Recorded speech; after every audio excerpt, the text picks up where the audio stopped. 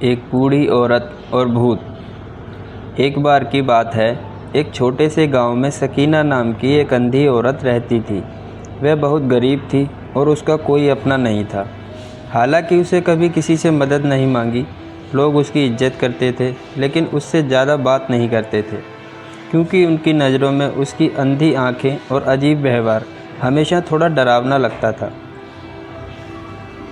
एक रात जब गांव में गहरा अंधेरा छा गया था और हर चीज़ खामोशी में डूबी हुई थी, सकीना अपने पुराने घर में अकेली बैठी हुई थी।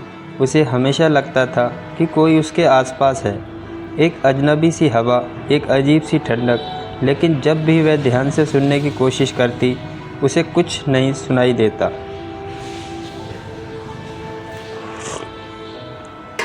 एक ख़ास रात जब चांदनी रात थी, सकीना को महसूस हुआ कि कोई उसके घर में दाखिल हुआ है।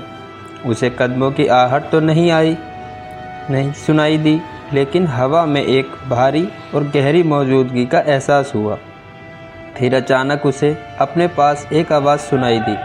वह आवाज़ धीमी थी, लेकिन बेहद करीब से आ रही थी, जैसे कोई उसके बिल्कुल पास बैठा हो। औरत, तुम अकेली क्यों रहती हो? आवाज़ ने पूछा।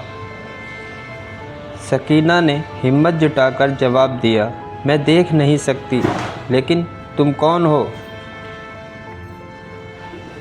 वह आवाज़ एक भूत की थी, जो उसी घर में बरसों से था। भूत ने कहा, मैं इस घर का पुराना रहने वाला हूँ, लेकिन अब इस दुनिया से जा चुका हूँ। तुम्हारी तन्हाई ने मुझे यहाँ वापस बुला लिया है। सकीना डर गई, लेकिन उसे समझ नहीं आया कि क्या करे। भूत ने उसे और डराने के बजाय कहा, तुम्हारी अंधी आँखें तुम्हें दुनिया नहीं दिखाती, लेकिन तुम्हारा दिल सब कुछ महसूस करता है। अब तुम्हारी तन्हाई मेरी तन्हाई बन गई है।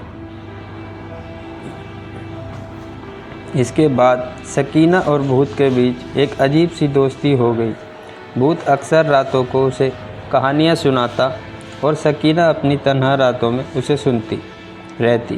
गांव के लोगों को कभी पता नहीं चला कि सकीना के घर में क्या हो रहा था, लेकिन वह अजनबी रोशनी जो रात को उसके घर से दिखती थी, सभी को हैरान करती थी।